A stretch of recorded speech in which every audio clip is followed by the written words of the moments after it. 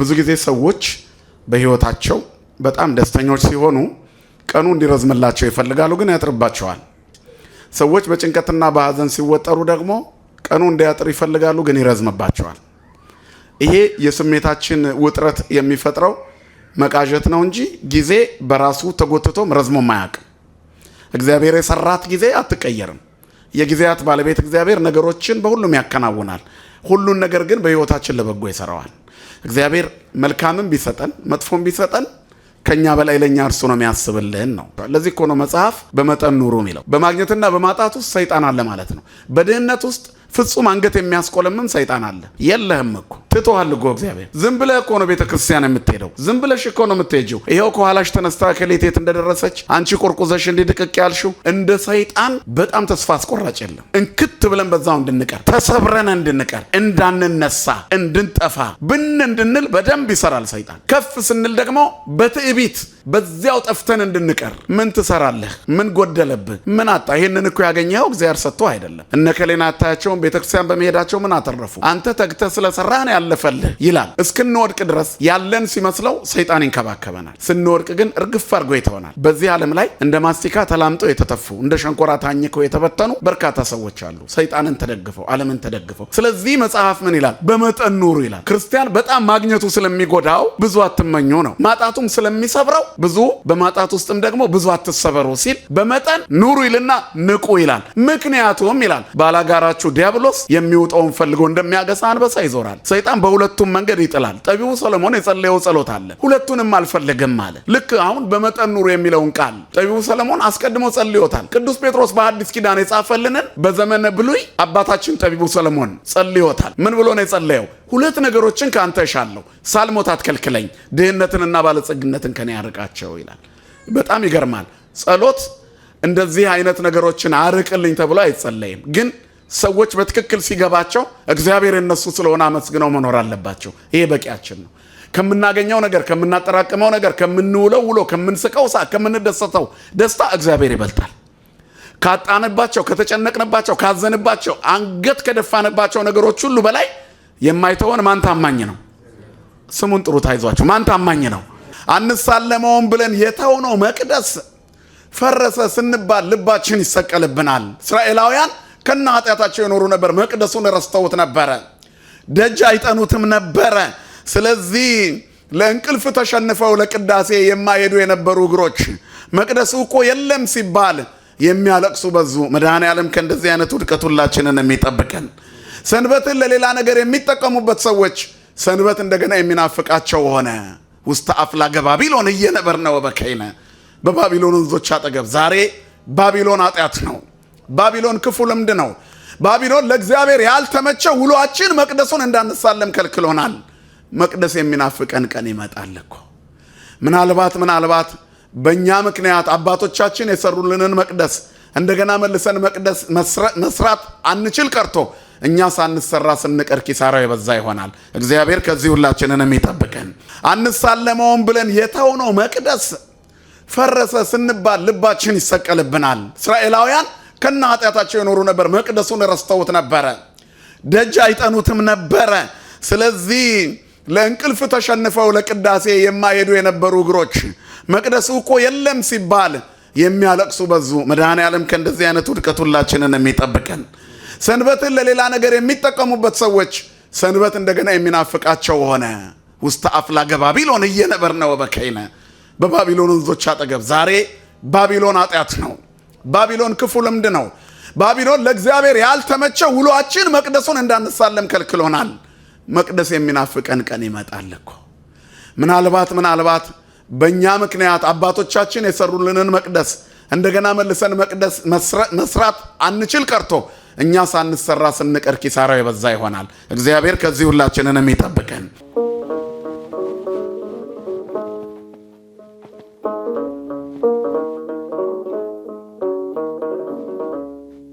በስመ አብ ወወልድ ወመንፈስ ቅዱስ አሃዱ አምላክ አሜን።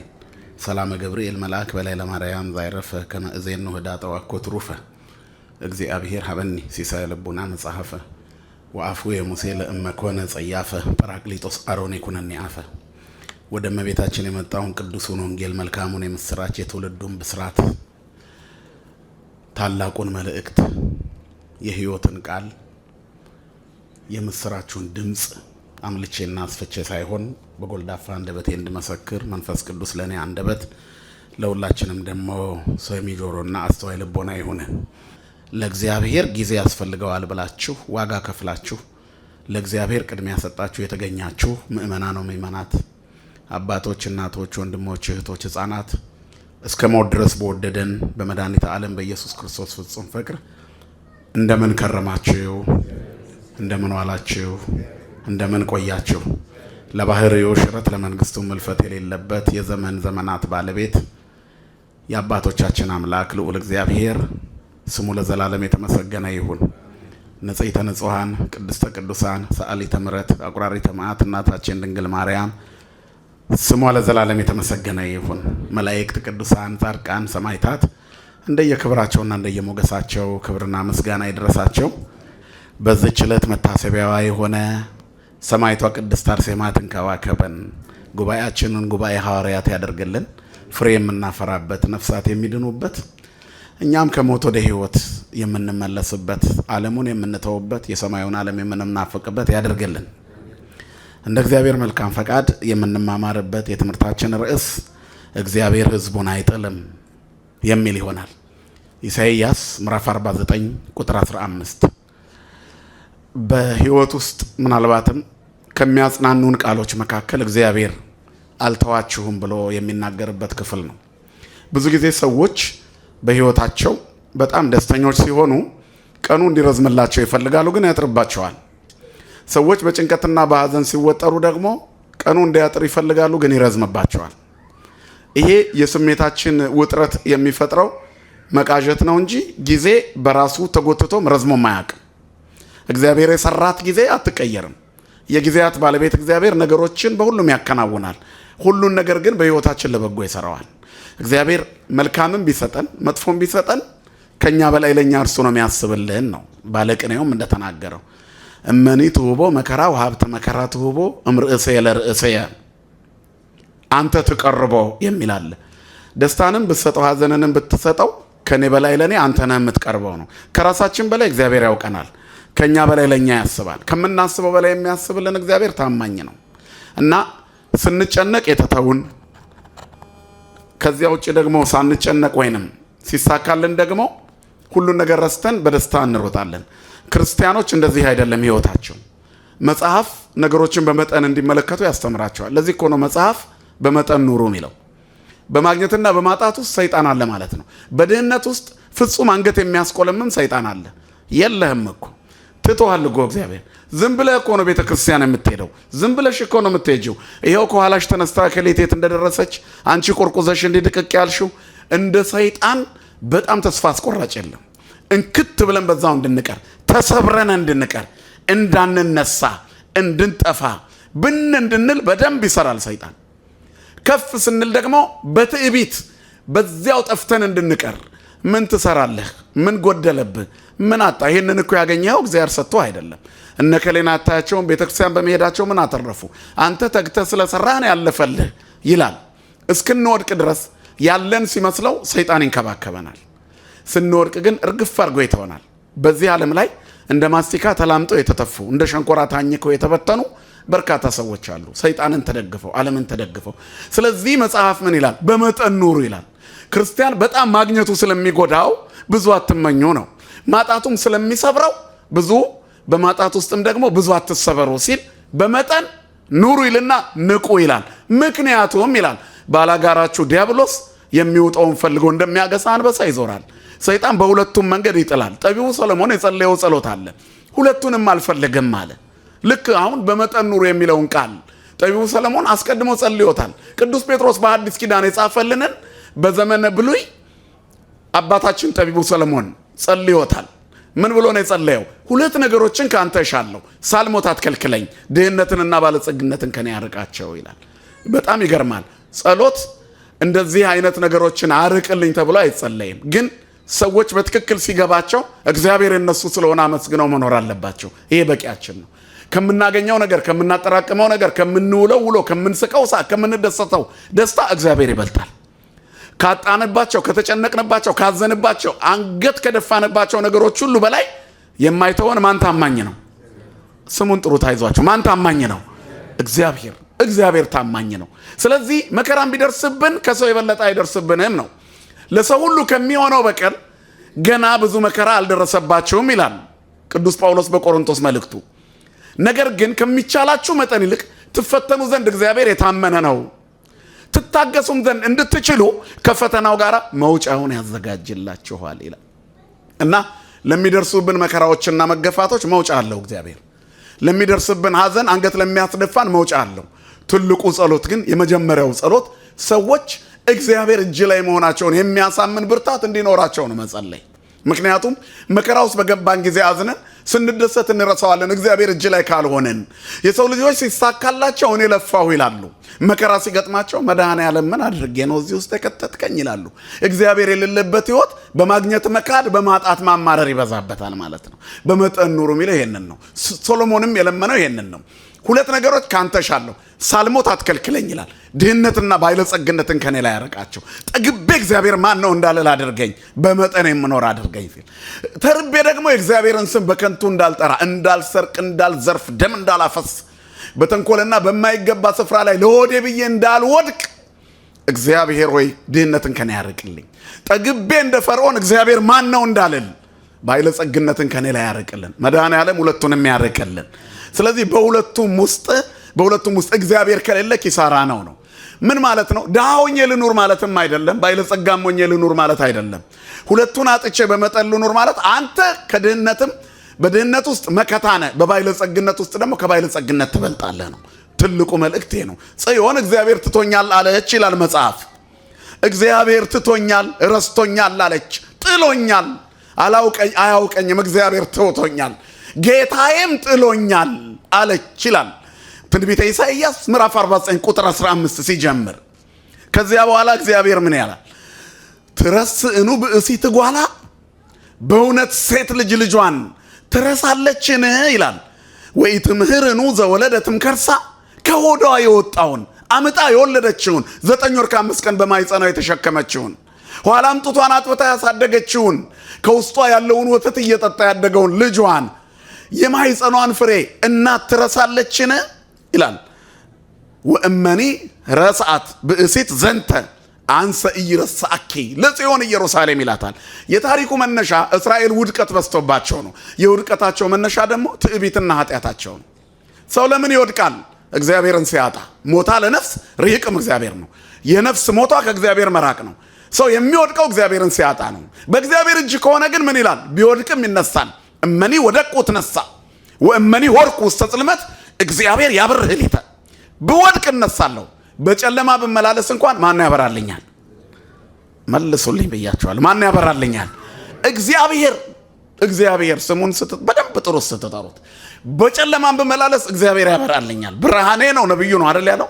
ጠላቴ ሆይ ብወድቅ እነሳለሁ፣ በጨለማም ብመላለስ እግዚአብሔር ብርሃን ይሆንልኛልና ደስ አይበለህ። እግዚአብሔር የሰይጣንን ደስታ ከኛ ላይ ያርቅልን። አሁን በምንኖርበት ሁኔታ ያለንበት ቁመና የቤተ ክርስቲያናችን ወቅታዊ ኩነት ሰይጣን በጣም እስክስታ እየወረደ በእኛ ላይ ያለ ይመስላል። አሕዛብ የሚሳለቁብን፣ በሞታችን የሚሳቅብን፣ በእያንዳንዱ ሐዘናችን ውስጣችን እየተሰበረ ያለ ይመስላል። ምናልባት እነዚህ ነገሮች የትንሣኤ መንገዳችን ይሆናሉ። እናት ልጇን ልትረሳ ትችላለች አንዳንድ ጊዜ። እኔ ግን አረሳችሁም፣ ጽዮን አረሳሽም የሚለው ቃል መጽናኛ እንዲሆናት ቤተክርስቲያንን እግዚአብሔር ያጽናናልን። ስለዚህ ያለንበት ሁኔታ ይሄ ነው። እናት እኮ ልጇ ልትረሳ ትችላለች፣ እኔ ግን አልረሳም። አንሰ ኢይረሳኪ፣ እኔ አልረሳሽም ይላል። ምክንያቱም አለ ናሁ በእዴየ ሳረርኩ አረፋተኪ፣ በእጆቼ መዳፍ ቀርጬ የሰራሁሽ እኔ እንዴት እረሳሻለሁ? አልረሳሽም ይላል። ለምን ጽዮን ተስፋ ቆረጠች? ምን ሰበራት? ምን አንገቷን አስደፋት? ጽዮን ኢየሩሳሌም ታላቂቱ ከተማ፣ ቅድስቲቱ ሀገር፣ የእግዚአብሔር ከተማ፣ ባንቺ ድንቅ ነገር ይደረጋል የተባለላት፣ እግዚአብሔር በመንፈሱና በታቦቱ ይኖርባት የነበረች ከተማ ምን ጎደለባት? አንዳንድ ጊዜ በታሪክ ብቻ የምንጸድቅ የሚመስለን ሰዎች አለን። ውስጣችን ተበልቶ ያልቃል። እግዚአብሔር እንደተለየን የማናቅበት ዘመን የሚመጣበት ጊዜ አለ። ያለንበትን ሁኔታ ስናስበው እንደዚህ ነው። ዘሩን ቆጥሮ ገነት የሚገባ የሚመስለው ሰው አለ። አያቴ እኮ የቤተ መንግስት ባራኪ ነበሩ፣ ቅድመ አያቴ እንዴት ያሉ ጻድቅ አባት ነበሩ። እሱማ ቅዱስ ጊዮርጊስም አባታችን ነው፣ ገብረ መንፈስ ቅዱስም አባታችን ናቸው፣ አቡነ ተክለ ሃይማኖትም አባታችን፣ ቅድስት ክርስቶስ ሰምራም እናታችን፣ ቅድስት አርሴማም እናታችን፣ ከሁሉም በላይ ድንግል ማርያም እናታችን ናት። ስሟ ለዘላለም የተመሰገነ ይሁን። እነዚህ ሁሉ ግን አምነን ካልኖርንበት፣ በክርስትናው ካልተመላለስንበት የአፋችን ላይ ብቻ ቋንቋ ይሆናል። ክርስትና የሚጣፍጠው ሲናገሩት ሳይሆን ሲኖሩት ነው። ርስት ጉልት አይደለም። በዘር አይወረስም፣ በደም አይወረስም። ክርስትና የሚወረሰው በምግባር ነው። አባቶቻችንን የምንመስልበት ምግባር ከሌለን እንከስራለን። አባቶቻችን ለምን አለቀሱ? ለምን ወደቀች ሀገራቸው? ለምን ችግር ላይ ወደቁ? ለምን አብያተ መቅደሶቻቸው ፈረሱ? ለምን ንዋያተ ቅድሳቶቻቸው ተዘረፉ? ለምን ካህናቶቻቸው ላይ መከራ ደረሰ? ጠላትን ሙሴ እጁን በዘረጋ ጊዜ ታቦት ይዘው ያሸንፉ የነበሩ ህዝቦች ታቦታቸውን እስኪያጡ መቅደሳቸው እስኪናድ ለምን መከራ ላይ ወደቁ ብለው እስራኤላውያን ማሰብ አለባቸው። እኛም አሁን እየደረሰብን ባለን ጉዳይ ከራስ ጀምሮ ነው መነሳት የምንችለው ማለት ነው። ነጽሩ ነፍሰክሙ፣ ከዚያ በኋላ ወአንጽሁ ነፍስ ተክሙ። መጀመሪያ ሰውነታችሁን ተመልከቱና ነፍሳችሁን ንጹህ አድርጉ። ሰው ራሱን ማጥራት ከጀመረ እግዚአብሔር ዙሪያውን ያጠራለታል። ሰው ራሱን ወደ እግዚአብሔር ካስጠጋ እግዚአብሔር ይዋጋለታል። በእያንዳንዱ ጉዞ ውስጥ እግዚአብሔር ከኛ ጋር እንዲሆን ራስን ከማየት ይጀምራል ክርስትና ማለት ነው። እግዚአብሔር ኃይል ይሁነን ለሁላችንም። ስለዚህ የምንጽናናበት ዘመን አለ። እግዚአብሔር እኛን የሚጎበኝበት ዘመን አለ። የወደቅንበትን ምክንያት ስናስብ ከወዴት እንደወደቅ አስብ ይላል መጽሐፍ። የት ጋር ነው የወደቅነው? ታቦት ይዘን የምናሸንፍ ህዝቦች፣ ተግሳጻችን የሚያስፈራ፣ በሶስት ጊዜዎታ ዝናብ የምናወርድ፣ የለመኑትን የማይሰራ የማይረሳ፣ የለመኑትን የማይነሳ የነገሩትን የማይረሳ እግዚአብሔር የሌለ እስኪመስል ድረስ ዝምታ ለምን ተዋጠ ቤታችን? በእያንዳንዱ ጉዞ ውስጥ የምንሰማው ልቀን ለምን ሐዘን ሆነ? የምኞታችንን ነው የምንሰማው? የስራችንን ነው እያገኘን ያለነው? ወይስ እግዚአብሔር ይህን ያልጨክኖብናል? የጽዮን ያክል የምታዝን ተዋህዶ ውስጥ ነው ያለነው። እግዚአብሔር ለተዋህዶ ይበቀልላት፣ ኃይልና መጽናኛ ይሁናት። ስለዚህ ጽዮን እግዚአብሔር ረስቶኛል አለች። አብያተ መቅደሳቸው ፈርሶ ካህናቶቻቸው ተማርከው ነቢያቶቻቸው ተወስደው 70 ዘመን መከራ ውስጥ ወድቀው ነበር። በዚያ የውድቀት ዘመን ውስጥ በእያንዳንዱ ጉዞ ተሰብረው ነበረ። ሰው ምን ሲገጥመው ይሰበራል? ህዝብስ በምን ደረጃ በሐዘን አንድ ይሆናል? በእንባ በምን አይነት ደረጃ የመቅደሱ ልጆች በየቀኑ ያለቅሳሉ? ጽዮን በዚህ ደረጃ አለቀሰች። ጽዮን ያለው ከተማይቱን ነው። ከተማይቱ ሲል ጋራና ተራራው ሸንተረሩ መንገዱ አይደለም፣ ህዝቡ ነው። አንድ ላይ ጽዮን እግዚአብሔር ረሳኝ አለች። የዘመኑ ቤተክርስቲያን ሐዘንስ ይሄንን አይመስልም? አንገቱን ያልደፋ ኦርቶዶክሳዊ ማን አለ? የማያዝን ማን አለ?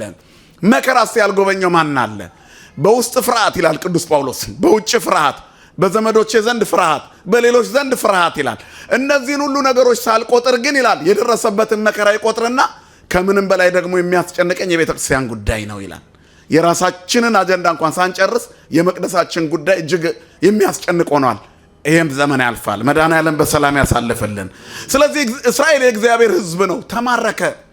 ከነ ኃጢአታቸው እየኖሩ ቃል ኪዳን አላት፣ ከተማዋ አትፈርስም፣ የሚጠብቃት አለ ብለው ጠባቂዋን ሳያመልኩ ስለሚኖሩ ወደቁ። የነቢያት ሀገር ትንቢት የምትናፍቅ ሆነች። የካህናቱ የታቦቱ ከተማ ተዘርፋ ባዶ ሆነች። ጎበዞቿ ተማርከው ወደ ባቢሎን ፈለሱ። ሊቃውንቷ ተማርከው በባቢሎን ወንዞች አጠገብ ተቀመጡ።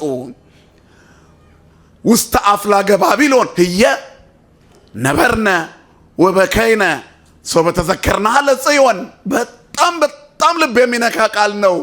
በባቢሎን ወንዞች አጠገብ ተማርከን ተቀምጠን ነበር። ከዚያ እዚያ ሆነን ሳለ በባቢሎን ወንዞች አጠገብ ተቀምጠን ዮርዳኖስን እያሰብናት ተሻግረን ጽዮንን ዋና ከተማ ኢየሩሳሌማችንን እያየናት ባሰብናት ጊዜ ህየ ነበርነ ወበከይነ ሶበ ተዘከርናሃ ለጽዮን፣ ጽዮንን ባሰብናት ጊዜ አለቀስን። ሀገራችንን ስናስባት፣ የእግዚአብሔርን ከተማ ስናስባት፣ ታቦት ይዘው ዮርዳኖስን የተሻገሩ አባቶቻችንን ታሪክ ስናስበው እኛ አንድ ዘመን እንኳን በእርምጃ በጸሎት መሻገር ሲያቀተን አዘንን። ከተማዋን ባሰብናት ጊዜ አዘንን። የተክለ ሃይማኖት ሀገር አዘንን።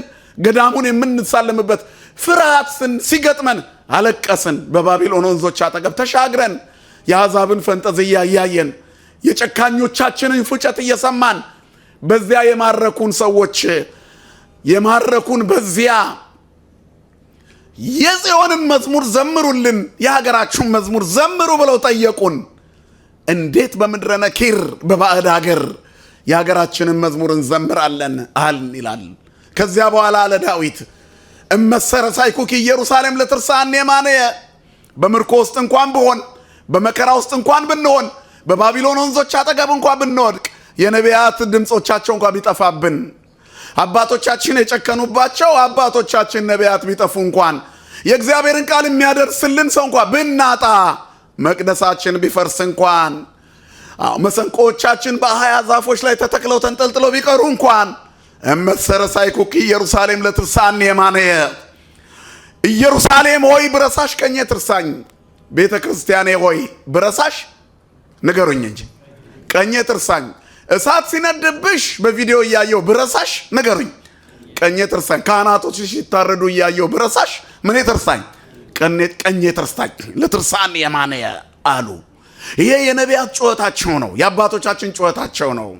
የእስራኤላውያን ጩኸታቸው ነው። ለቅሷቸው ነው ለደረሰባቸው መከራ። መሰንቆቻችንን ሰቅለናል፣ ግን አንረሳሽም። መዝሙሮቻችን ከውስጣችን አልጠፉም፣ ግን በምድረ ነኪር የምንዘምርበት መዝሙር ጠፋን። ስለዚህ አለቀስን አለ። በእንባ ዘለላ ከፊታችን እየወረደ ኢየሩሳሌም ሆይ አሉ ብረሳሽ ቀኜ ትርሳኝ። ውስጥ አፍላገ ባቢሎናል ወንዝ ዳር ቆመው አለቀሱ። አንሳለመውም ብለን የተውነው መቅደስ ፈረሰ ስንባል ልባችን ይሰቀልብናል። እስራኤላውያን ከነ ኃጢአታቸው የኖሩ ነበር። መቅደሱን ረስተውት ነበረ። ደጅ አይጠኑትም ነበረ። ስለዚህ ለእንቅልፍ ተሸንፈው ለቅዳሴ የማይሄዱ የነበሩ እግሮች መቅደሱ እኮ የለም ሲባል የሚያለቅሱ በዙ። መድኃኔዓለም ከእንደዚህ አይነት ውድቀት ሁላችንን የሚጠብቀን።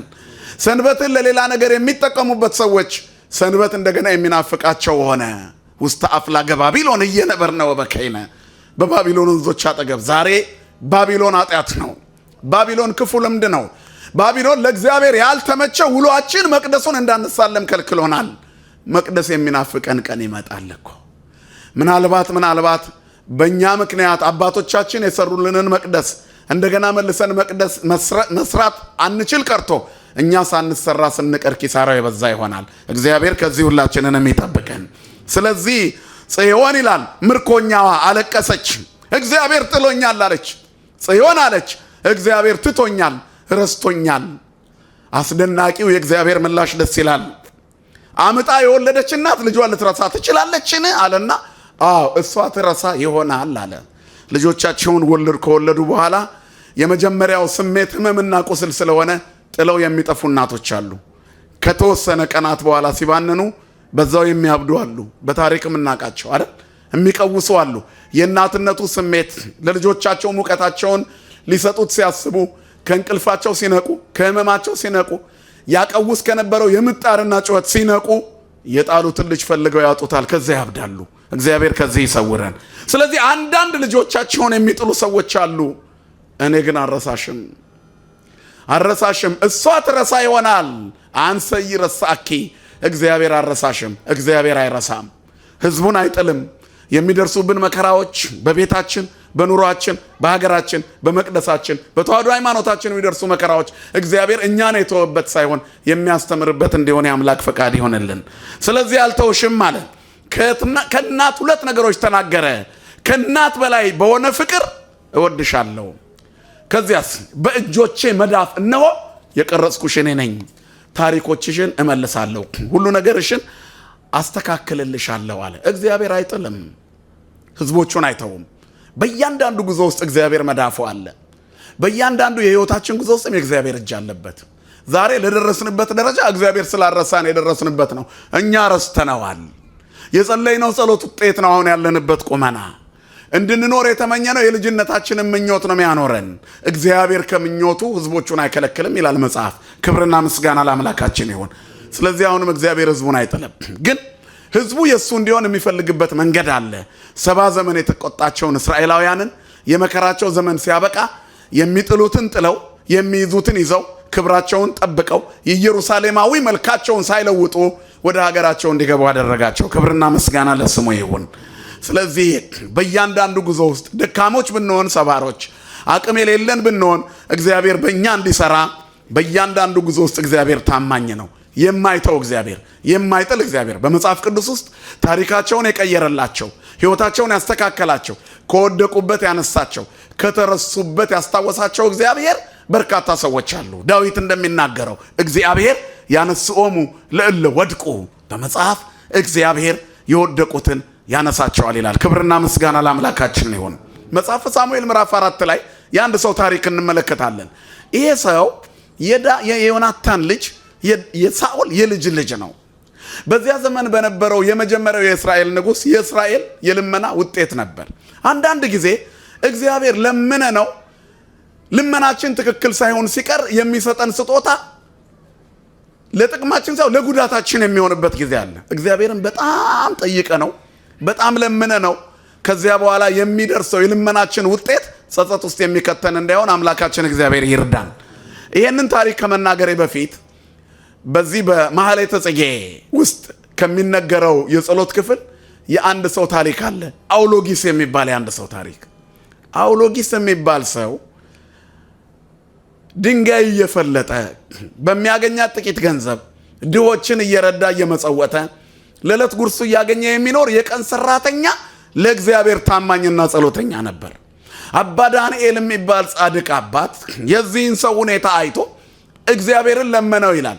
አውሎጊስን እኮ ከዚህ በላይ ብትሰጠው፣ ብትረዳው፣ ብትጨምርለት የበለጠ ለድሆች ይሰጣል።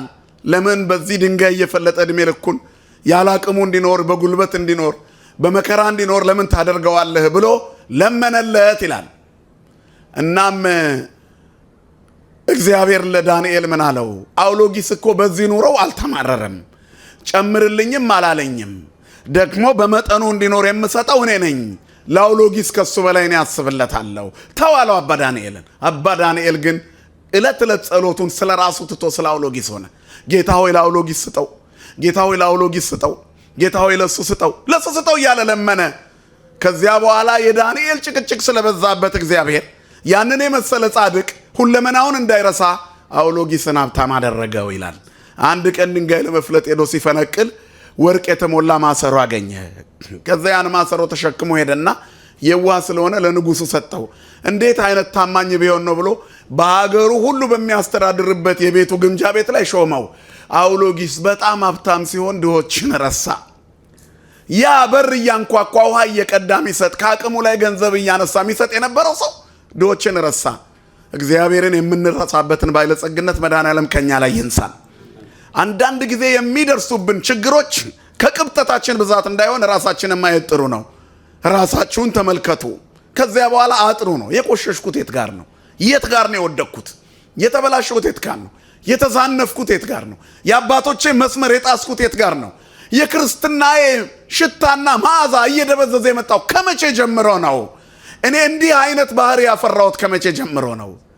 መልካምነቴ ራቀኝ መቼ ነው? ራሳችንን እንድናይ እግዚአብሔር ይርዳን ሁላችንንም። ያን ጊዜ እግዚአብሔር ሁላችንንም ይረዳናል፣ ከፍ ያደርገናል። ሰው ራሱን እንዲያይ ነው መጽሐፍ የሚመለከተው። በብዙ ጊዜ ህሊናችሁ በላይ ይሁን ይልና ምንድን ነው? ላይ ለይኩን ህሊናክሙ በሰማይ ያሉ ልብክሙ። ህሊናችሁ በላይ ይሁን ልባችሁ በሰማይ ይሁን ይልና አይምሩ ሀበዘ ተቀውሙ።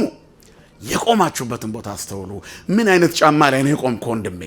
የቱ ቦታ ላይ ነው የቆምሽው እህቴ? የት ጋር ነው የቆምሽው? ትዕቢት ላይ፣ ዘረኝነት ላይ፣ አድማ ላይ፣ ሐሜት ላይ፣ ተንኮል ላይ፣ ክፋትና ምቀኝነት ላይ የትኛው ላይ ነው? ምንዝርነትና ጎጠኝነት ላይ የቱ ጋር ነው የቆምነው? ትህትና ላይ፣ ነገሮችን መተው ላይ፣ ይሉኝታ ላይ፣ እግዚአብሔርን መፍራት ላይ፣ አገልግሎትና ትጋት ላይ፣ ደግነትና ቅን ሐሳብ ላይ የቱ ጋር ነው የቆምነው? እግዚአብሔር በጎ በጎውን ያስተምረን ለሁላችንም። ስለዚህ የቆምንበትን ቦታ ካየን እንዳንወድቅ ይረዳናል። መጽሐፍ ማንም ሰው የቆመ ቢመስለው ምን እንዳይሆን ይጠንቀቅ፣ እንዳይወድቅ ይጠንቀቅ። ቆም ያለው ካልክ አትውደቅ፣ ከወደክ ደግሞ አንሳኝ። እግዚአብሔርን አንሳኝ ማለት አንሳኝ ጌታዬ ሆይ አምላኬ ሆይ ድረስልኝ እየወደቀ መሆኑ ከገባው ጌታና ጴጥሮስ ያደረጉትን አትርሱ። በሌሊቱ የአራተኛው ክፍል ባስፈሩ ማዕበል አረፋ በሚደፍቀው ገመገም ላይ እግዚአብሔር እየተራመደ መጣ በጀልባ። በዚያ ሁሉ ማዕበል ላይ የሚረግጠው ምትሃት መሰላቸው። እኔ ነኝ አለ። ሁሉን ቻይነቱን ያየ ጴጥሮስ ጌታ ሆይ አንተ ከሆንክ ልምጣ እንዳንተ አለ። ጉጉቱ ጥሩ ነበር። ና አለው። እግዚአብሔር ደግ አምላክ ነው፣ ስሙ የተመሰገነ ይሁን። ና አለው ጴጥሮስ። ጴጥሮስ መጣ። መራመድ ሲጀምር ግን እንደው ብሰምጥስ ኖሮ ምን አንቀሽቀሽ ነው የወረድኩት፣ እንደውም ብገባስ ቢያሰምጠኝስ አለ። የእግዚአብሔር መዳፍ ላይ እየሄደ መሆኑን ረስቷል። የቆምኩት እግዚአብሔር እጅ ላይ ነው በሉ ነው መጽሐፍ። እንዳይወድቅ ይጠንቀቅ ማለት ራሱ የቆመ መሰለውና በሰምጥስ ሲል ሰመጠ። ዓለም ሳበችው። ገንዘብ ሰው ያስቀረን ሰዎች ያሰነፈን እንደ ስራ ብዛትና ቢዚነት ቆጥረን የእግዚአብሔር መዓዛ ከላያችን ላይ ጠፍቶ ባዶ የቀረን ስንቶቻችን ነን። ሶምሶን እግዚአብሔር እንደተለየው አላወቀም ነበር ይላል። እያለ ተበልቶ አልቋል ማለት ነው። ከሁሉም በላይ ከውድቀት መውደቃችንን ሳናውቅ መንምነን ካለቅን ነው መጥፎም የሆነ አወዳደቃችን። ስለዚህ እንዳይወድቅ ይጠንቀቅ። ከወዴት እንደወደቅ አስብ። ቀድሞ ማየት ያስፈልጋል። ክርስቲያን በየቀኑ ነው ማታ ላይ ዛሬ መንፈሳዊ ውሎዬ ምን ይመስል ነበር? በዚህን ሰዓት እንደተኛው በዛው ልሞት እችላለሁ እኮ። የት ነው ምገባው? አሁን እኔ ዛሬ እንቅልፍ ከወሰደኝ በኋላ አስፈሪ ህልሞች እንቅልፍ እንድትጠሉ አድርጓቸው አያውቅም? ቅዠትና በጣም የሚያስጨንቅ ህልም እንደው የዛሬውስ እንቅልፍ እንደው በቀረብኝ ብለን አንተው። ህልም ተፈርቶ ምንድነው የሚባለው? ከነ ቋንቋ ሳይተኛ አይታደርም። የግድ እንቅልፉ ያስፈልጋል። ህልሙ ያስፈራል። ብዙ ጊዜ እኮ ፈርተን እናውቃለን። እያንዳንዳችሁ ራሳችሁን ይሁት የፈራችሁባቸው ሌሊቶች አሉ፣ ግን እንቅልፉ መምጣቱ አልቀረም። በእንደዚህ አይነት ጭንቀት ውስጥ በቁም ቅዠት የሚኖር ሰው ብዙ ነው። እግዚአብሔር ሁላችንንም ያንቃን ወገኖች። ስለዚህ በእያንዳንዱ ቀን ውስጥ በእያንዳንዱ ጉዞ ሰው ራሱን ማየት አለበት። የቱ ጋር ነው የወደቅኩት? የት ጋር ነው ያለሁት? ራሱን ካላየ ባዶ ነው። ሶምሶን ባዶ ሆነ፣ እናም ድንገት ወደቀ። እግዚአብሔር ከእንደዚህ አይነት አወዳደቅ ይሰውረን።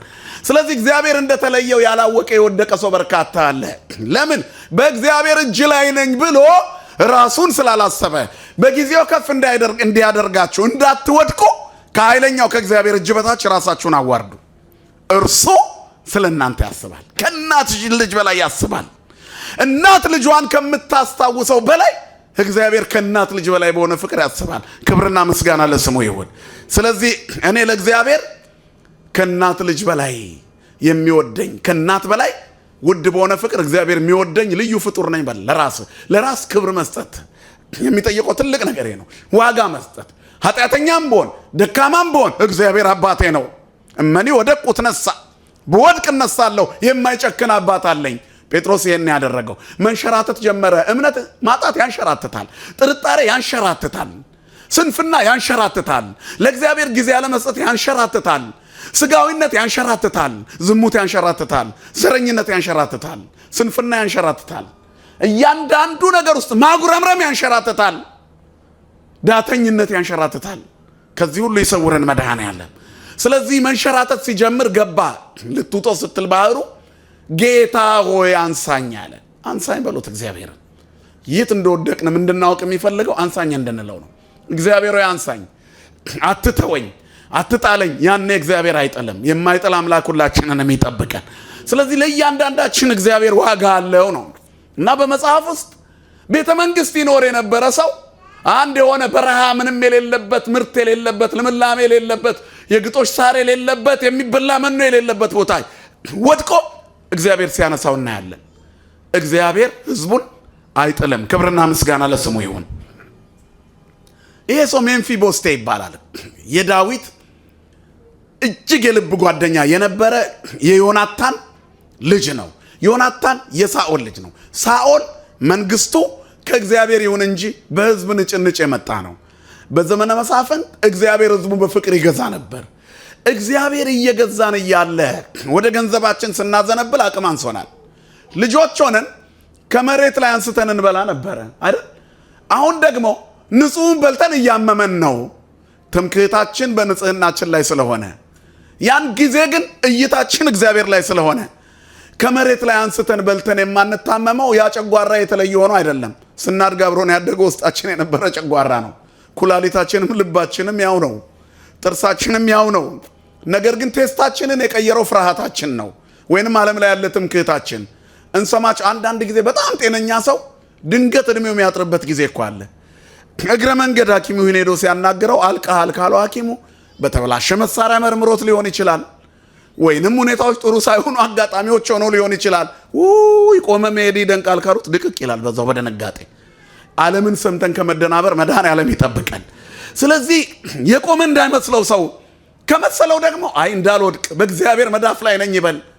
መንሸራተት ሲጀምር እግዚአብሔር ሆይ አንሳኝ ይበል። እናት ልጇን ልትረሳ ትችላለች፣ እኔ ያረሳችሁም ሕዝቤን አልጥልም አለ። ስሙ የተመሰገነ ይሁን። እግዚአብሔር አይጥልም። ለእያንዳንዳችን ዋጋ አለው። ከድካማችን ጀርባ ብርታታችን እርሱ ነው። አቅም እንኳ የሌለን ብንሆን በደካማ ኃይላችን ውስጥ እግዚአብሔር ይሰራል። ለክብሩ የተጠቀመባቸው ሰዎች ብዙዎቹ ደካሞች ናቸው። እስቲ ተመልከቱ። አህያ ፍለጋ ሲሄድ የነበረውን ሳኦልን ነው አምጥቶ ለእስራኤል ንጉሥ አድርጎ የሾመው። እረኛ የነበረውን እናት አባቱ የረሱትን ዳዊትን ነው በሳኦል ቦታ ላይ የተካው። በእያንዳንዱ ጉዞ ውስጥ እግዚአብሔር ለክብሩ የተጠቀመባቸው ሰዎች ብዙዎቹ ዝቅተኛ ነበሩ። ስለ እመቤታችን እናስብ። የድሃ ልጅ አይደል ሚላት አንድ ንስቲ ቶለቶሙ ለነዳያን ጾረተከ ገሊላዊት አቀፈተክ። አንዲት የድሃ ልጅ ትንሽ ብላቴና ተሸከመች ይለዋል ክርስቶስን አባ ያዕቆብ ዘስሩግ በቅዳሴ። የድሃ ልጅ አቀፈች። ነፍሷን ቀድሰ ወስጋሃ አንጻይከ ዋጽናይካ ወይ ደንገጸት በከ። ነፍሷን ቀድሰ ስጋዋን አንጽተ ከናቷ ማይጸን ሳለች ቀደሳም ከርሰ እማይላታልና ንጽህናዋን ጠብቆ በንጹህ ማይጸኗ እግዚአብሔር አደረ። ስሙ የተመሰገነ ይሁን። ምክንያቱም ዓለምን ሊያድን ሊቀድስ በማይጸኗ አደረ። ማን? ድሃ ቤት ድሃዋ እናት ተሸከመች። አንዲት የ14 ዓመት ብላቴና ገሊላዊት ሕፃን አቀፈች። እግዚአብሔር ሕዝቡን አይንቅም። ክብርና ምስጋና ለስሙ ይሁን። አይጥልም ሁሉን ያ ገሊላ ምድር ላይ ማን ያስባል? ለሰማይና ለምድር የከበደች በምድር ላይ ያለች ሰማይ ትኖራለች ተብሎ የተናቀች ትንሽ መንደር ናዝሬት ገሊላ። ቤተ መንግስቱ አንጥፎ የሚጠበቀው ከኛ መሃል ይወለዳል ብሎ ነው። እሱ ግን የተወለደው አንዲት የተናቀች ትንሽ መንደር ውስጥ እናት መረጠ። ያቺ እናት ግን በአብ አይን ውስጥ ምልይት ነበረች አይደል? ነጸረ አብም ሰማይ ምስራቅ ወምዕራበ ሰሜነ ወደቡበ ውስተ ኩሉ አጽናፍ። እግዚአብሔር ከሰማይ ወደ ምድር ተመለከተ። ምስራቅና ምዕራብን ሰሜንና ደቡብን አስተንፈሰ ወአጼነወ ወኢረከበ ዘከማኪ። አሸተተ ተነፈሰ። እንዳንቺ ያለ አላገኘም። ቤተ መንግስት ውስጥ እንደመቤታችን ያለ የለም። ባለጸጋ ቤት ውስጥ እንደመቤታችን ያለ የለም። ጀግኖች ቤት ውስጥ እንደመቤታችን ያለ የለም። አንዲት ትንሽ መንደር ገሊላ ውስጥ እመቤታችን አለች። ስሟ የተመሰገነ ይሁን። ወአፍቀረ ስነኪ ወሰምረ መዓዛዚአኪ ወፈነወ ሀቤኪ ወልዶ ዘያፈቅር። አንቺን ወደደ ደምግባትሽን፣ የውስጥ ውበቷን፣ ቅድስናዋን፣ ንጽህናዋን፣ ትህትናዋን ወዶ ሂድ ውረድ ተወለድ። እዛች መንደር ላይ የዓለሙ ንጉሥ የሰማይና የምድር ፈጣሪ እዚያ እንዲወለድ በአብ ፈቃድ በመንፈስ ቅዱስ ፈቃድ በራሱ ፈቃድ ከሦስቱ አካል አንዱ አካል መጣ። የት? ድሃዋ ቤት። እፎ ቤተ ነዳይ ሀደረ ከመ ምስኪን። እንዴት ከድሃ ቤት አደረ? የእርሷን ባህሪው አደረገ። የእግዚአብሔር ምርጫ ልዩ ነው። ስሙ የተመሰገነ ይሁን። ስለዚህ እግዚአብሔር ይመርጣል እና ሳኦልን ሲመርጠው ግን የይነቅህ መንግስት አድርጎ ሰጣቸው። ንጉሥ ሆኖ ኖረ። ነገር ግን መስመሩን ስለሳተ ወደቀ። ያን ጊዜ እግዚአብሔር ዳዊትን ቀብቶት ነበረ። ዳዊት በዝማሬው በበገና ደርዳሪነቱ ጎልያድን በጣለ ጀግንነቱ እግዚአብሔርን በሚያመሰግን መንፈሳዊ ሰውነቱ የሳኦል ልጅ እጅግ ወደደው። አባቴ ቢጠላህ ምን እወድሃለሁ አለ። ግን ተማምለው ነበርና ሳይደርስለት ዮናታን ሞተ። ከዚያስ አባቱ ሳኦልም ሁለቱም ወደቁ። በጦር እንደወደቁ ባወቀች ጊዜ ሞግዚቷ ሜምፊቦስቴ የተባለውን የ5 ዓመት ሕፃን ልጅ ከጦርነቱ ሸሽታ ለማምለጥ ገዳዮቹ የንጉሥ ዘር የሆነውን ሁሉ ያጠፋሉ የሚታወቅ ነገር ነውና በጥንትም ዘመን ያለ ነውና አድጎ ይወርሳል ስለሚባል ይዛው ስትሮጥ ከላይዋ ላይ ወድቆ ተሰበረ፣ ሽባ ሆነ። ከዛ ማንም ሰው ወደማይኖርበት ሎዶባር ወደ ተባለ በረሃ ወስዳ ጣለችው። በዚያ በሎዶባር የአሚኤል ልጅ ማኪር የሚባል እንግዳ ተቀባይ ተቀበለው። ቤተ መንግስት ይኖር የነበረ ሰው ሎዶባር ወደቀ። ሎዶባር ማለት በረሃ፣ ግጦሽ፣ ሳር የሌለበት፣ ምንም ልምላሜ ምንም የሌለበት ባዶ ማለት ነው። ባዶ ቦታ ላይ ወደቀ። ግን እመኔ ወደቁት ነሳ ነው። ብንወድቅ እንነሳለን። ትላንትና ክብር የነበረን ህዝቦች ነን። ማይተባችን ያስፈራ ነበር። አንዷ ሰላም ለኪያችን አጋንን ታንቀጠቅጥ ነበር።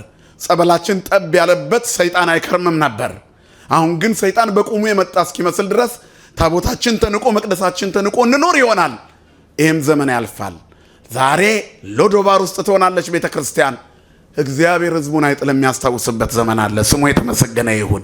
በእጆቼ መዳፍ ቀርጬሻለሁ፣ እኔ አረሳሽም አለ እግዚአብሔር ለኢየሩሳሌም። ተዋህዶንም አይረሳትም። ስጋና ደሙ የሚፈተትባት ዘወትር ስብሐተ እግዚአብሔር የማይታጎልባት የእኛ ጩኸት ሳይሆን የእሱ ጥበቃ የማይለያት በእምነታችን ማነስ ምክንያት መቅደሱ አያስፈልጋችሁም ተብሎ በድካማችን ይሄ ችግር እየደረሰበት ይሆናል። ስለዚህ እኛ ለእግዚአብሔር የሚያስፈልግ ስንሆን ትቶኛል ሳይሆን ለምን ተወኝ ብለን የምናይበትን አይኖቻችንን መድኃኔዓለም ያብራልን። ዛሬ በሕይወታችን በእምነታችን እንዲሁም በሚደርሱብን ዜናዎች እኛም የሜምፊቦስቴዎች ሆነናል። ሽባዎች አልሆንም። መራመድ ያቃተን አልሆንም።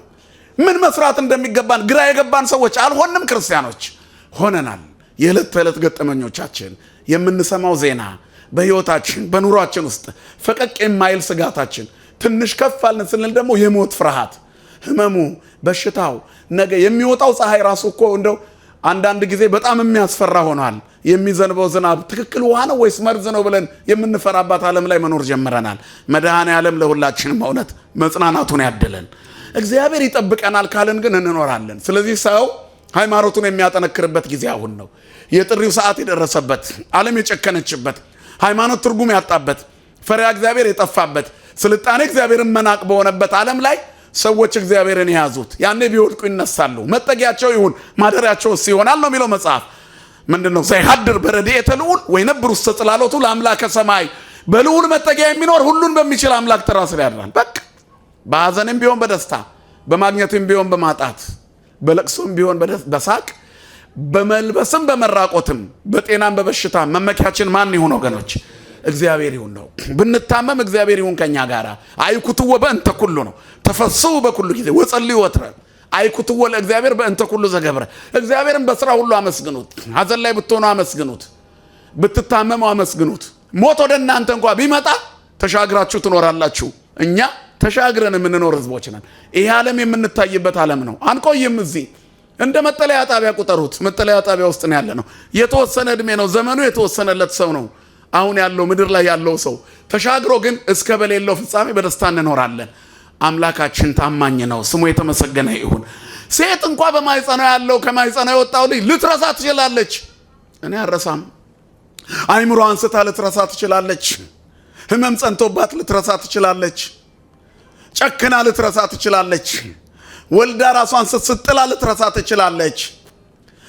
በብዙ ችግሮች ውስጥ ሴት ልጇን እናት ትረሳ ይሆናል። እኔ ግን አረሳችሁም። የራሳችሁ ጸጉር የተቆጠረ ነው። ስለዚህ እግዚአብሔር ያውቀናል። በደሳሳ ጎጆአችን ያውቀናል። በተንጣለለ ህንፃ ውስጥም ያውቀናል። እርሱ አስታዋሽ ነው። የሁሉ አባት ነው። ስሙ እግዚአብሔር ነው። ስሙ ማን ነው?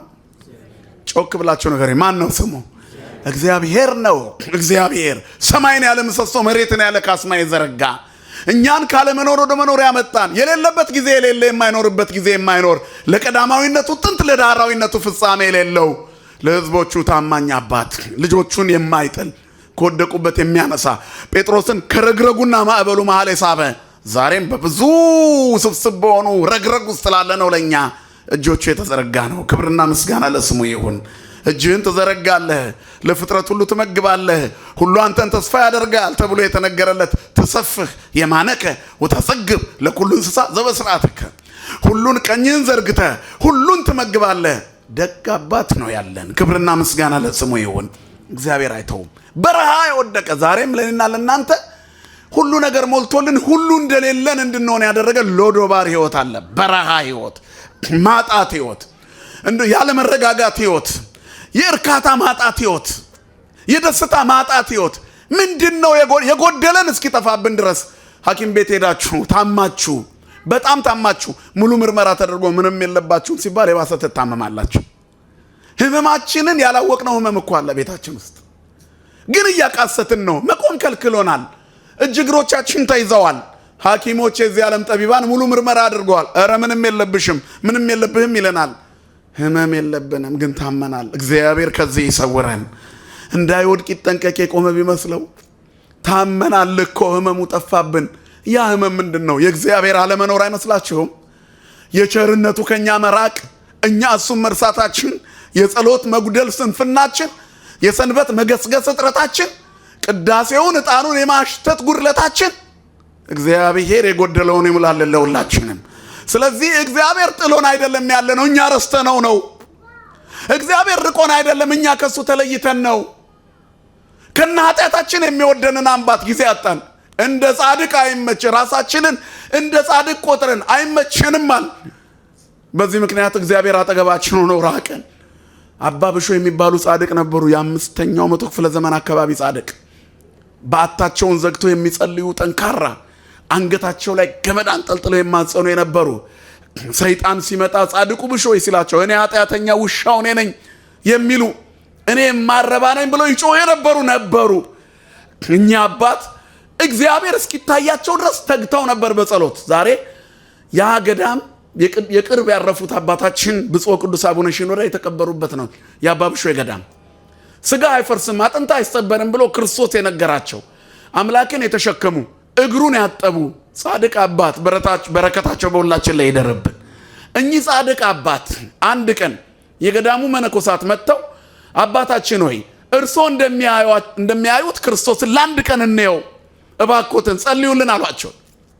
ባታቸውን ዘግተው ጌታ ኢየሱስ ክርስቶስ ሆይ እነዚህ አባቶቼ ያንተ ልጆች እኔን ያንተን ባሪያ ለምንልን አሉኝ። አንተ እንድትታያቸው ፈልገዋል። ጌታዬ ሆይ መልስህ ምንድን ነው አሉት። ክርስቶስ ለሚወዱት ቅርብ ነው፣ ቅሩብ እግዚአብሔር ለየዋሃነ ልብ ይላል። እግዚአብሔር ሁላችንንም ይቅርበን ወገኖች። ስለዚህ ወዲያውኑ ክርስቶስ ቀረባቸው። ብሾይ ሂድና ነገራቸው ፀሐይ ሳትወጣ ሌሊት ከገዳሙ ፊት ለፊት ባለው ትልቁ ተራራ ጫፍ ላይ ይገለጣለሁ አለ። ከዚያ በኋላ ጎረፉ ይላል። ከእኩለ ሌሊት ጀምሮ ከሌላም በረሃ ያሉ አባቶች የቀረ የለም። ጉዞ ጀመሩ። ዛሬ ጌታዬን እናያለን፣ ክርስቶስን እናያለን፣ አምላካችን እናያለን ብሎ ገዳማውያኑ ሲነግዱ በዓቱን ዘግቶ ይኖር የነበረ ሽማግሌ የደከመ ሰው ወጥቶ አባቶቼ እኔንም ተራራው ላይ እንደወጣ ደግፉኝ አላቸው። በዚህ ሙቀት በዚህ አሸዋማ በረሃ እንደገና ራሳችንንም ተሸክመን በወጣን እያሉ ጥለውት ሄዱ። እንደምንም እየቧጠጥክና ሁሉም አለፏቸው ሽማግሌውን ሰውዬ። ኋላ አባ ብሾ መጡ። መጨረሻ ላይ ሲመጡ አንድ ሰው ተራራውን እየተንፏቀቀ ሲቧጥጥ አዩት። ጌታዬ ምን ሆነ ነው አሉት። እኔም ጌታዬን ላይ ነው ክርስቶስን ላይ ነው፣ እስቲና እኔ ልደግፍ አቅሜን ያክል ብለው እሽኮኮ አደረጓቸው። እሽኮኮ ካደረጓቸው በኋላ ሽማግሌውን መራመድ አቃታቸው። ስሸከመው አልከበደኝም፣ ምን ነው እግሬ አልነቃነቅ አለ ብለው እንደዚህ ያህል ይከብዳል እንደ እያሉ ሲያስቡ እግሩ ላይ ታያቸው። ምን የችንካር ምልክት፣ የተበሳ ነው እግሩ። የተሸከሙት ሽማግሌ ቀና ብለው ሲያዩት እጁም የተበሳ ነው። እነዚህ ምልክቶች የማን ናቸው? የኛ ምልክቶች ናቸው። የፍቅር ምልክቶች፣ እግዚአብሔር እኛን የወደደበት ምልክቶች። ችንካር መቼም ቢሆን ፎርጅድ ሆኖ አይሰራም። ሰይጣን የብርሃን መልአክ መስሎ ሊመጣ ይችላል። እኔ ክርስቶስ ነኝ ብሎ ሊመጣ ይችላል። ችንካሩን ማሳየት አይችልም። ይገርማቸዋል። መስቀል በየትኛውም መንገድ ፎርጅድ አይመጣም። የመስቀል ፎርጅድ የለውም። ምክንያቱም ትልቁ ለዓለም በጉ የታረደበት ምስዋ ነው፣ መሰዊያ ነው፣ ዓለም ሁሉ የዳነበት። በዛ ሰይጣን አይመጣም። ቅድስት አፎሚያን ምንድን ነው ያላት? ዲያብሎስ መጥቶ ሚካኤል ነኝ አላት። ምን አለችው እሷ? የታል መስቀልህ? በእኛ ዘንድ መስቀል የለም። የውሸት መስቀል መያዝ አይቻልም፣ ያቃጥላል። እግዚአብሔር ቀድሶታል፣ ስሙ የተመሰገነ ይሁን። ስለዚህ አይቻልም። ችንካሩ የክርስቶስ ነው፣ የኛ አርማ ምልክት፣ እኛን የወደደበት። በወዳጆቼ ቤት የቆሰልኩት ቁስል ነው። ዘካርያስ 13 ላይ የተቸነከረ እጆቹን የተወጋ ጎኑን ቁስሉን እያዩ ይሄ ምንድን ነው ብሎ ሲጠይቁት በወዳጆቼ ቤት የቆሰልኩት ቁስል ነው አለ። ኃጢአተኞቹን እኛን፣ በደለኞቹ እኛ፣ ለመስቀል ሞት የዳረግነው እኛ፣ ለዛ መከራ የተውነው እኛ ወዳጆች ተብለን ተጠርተናል። ክብርና ምስጋና ለስሙ ይሁን። እግዚአብሔር አባታቸው ተብሎ ሊጠራ አያፍሩም ተባልን። ማን ይመስገን ወገኖቼ፣ ሳይገባን አምላካችን አባታችን ተብሎ ሊጠራ አላፈረብንም። ንጹሃን ሆነን መሰላችሁ? ፍቅሩ በጣም ወደኛ ስላስጠጋው ነው። ስለዚህ ያን ምልክት ሲያዩ ክርስቶስ እንደሆነ አወቁ። ተሸክመኛልና ብትሞትም አትፈርስም። አያችሁ፣ ኢይመውት ዘእንበለ ሐዩ። ይሄ ነው ከዚያ በኋላ ክርስቶስ ከሳቸው ተሰወረ። ተመልከቱ፣ እግዚአብሔር አጠገባችን ጋር ሆኖ አተነዋል ያልኳችሁ ይሄ ነው። መድኃኔ ዓለም ከኛ ጋር ነው ያለው፣ ግን ጠፍቶብናል። በታንኳዋ ላይ ተቀምጦ መፍትሄውን አጡት። መጨረሻ ላይ ሲጠሩት ተነሳ። አድኅነነ ከመ ኢንሙት፣ ጌታ ሆይ እንዳንሞት አድነን ማዕበሉን አሉት። ዛሬም ማዕበሉን አድነን እንዳንሞት በሉት።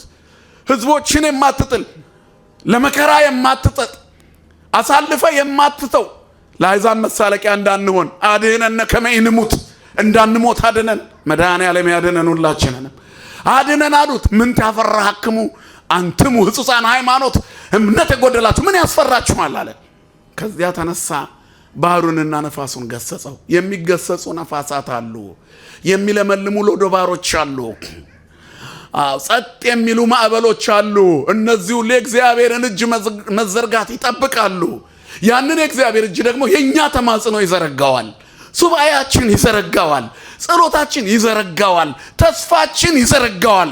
በሱ ላይ ያለው መተማመን እጁን እንዲዘረጋ ያደርገናል። ትሰፍህ የማነከ ወታጸግብ ለኩሉ እንስሳ ዘበስርዓትከ፣ ቀኝህን ትዘረጋለህ፣ ለፍጥረት ሁሉ በስርዓት ትመግባለህ። አይነ ኩሉ ነፍስ ይሴፎኪያከ፣ የሁሉም አይን አንተን ተስፋ ያደርጋል።